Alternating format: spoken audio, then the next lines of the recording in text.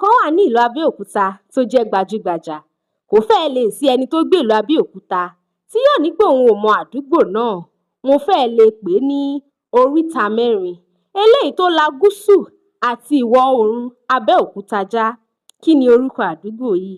Òun là ń pè ní Panṣẹ́kẹ́. Gbogbo wa la máa ń sọ, mò ń lọ Panṣẹ́kẹ́. Tó o bá dé Panṣẹ́kẹ́ kó o pè mí, Panṣẹ́kẹ́ ni wàá gbà débẹ̀.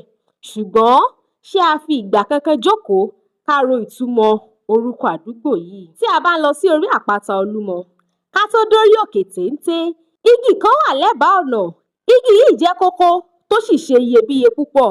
Ìdí ni pé nígbà ogun Ẹ̀gbá àti àwọn Ajẹ́lẹ̀, tí àwọn baba ńlá baba wa kó àwọn ọmọ wọn pamọ́ sábẹ́ Olúmọ, abẹ́ igi yìí làwọn ọmọdé ti máa ń ṣeré. Ibẹ̀ gan-an làwọn àgbà ti máa ń gbafẹ́. Tó bá wá dinú ẹ̀rùn, èso orí igi yìí máa ń dún ṣẹ̀kẹ̀ṣẹ̀kẹ̀. Ṣẹ̀kẹ̀ṣẹ̀kẹ̀ náà fi máa ń pè ní igi ṣẹ̀kẹ̀ṣẹ̀kẹ̀. Nígbà tó yá, a sọ di igi Panṣẹ́kẹ́. Panṣẹ́kẹ́ ni orúkọ igi náà. Nítorí pé ó wá jẹ́ èyí tó wúlò púpọ̀ nígbà ogun náà, kí orúkọ rẹ̀ má baà parun, la ṣe sọ àdúgbò yìí ní Panṣẹ́kẹ́ ní ìlú Abẹ́òkúta. Igi kan ló ń jẹ́ Panṣẹ́kẹ́ tí àwọn olóyìnbó sì mọ̀ sí Rattle-pod tree. Mo lérò pé ó ti yé yín yéké. Àṣà Yorùbá ò ní torí tèmi parun o. Ìwọ ńkọ́? Ire o.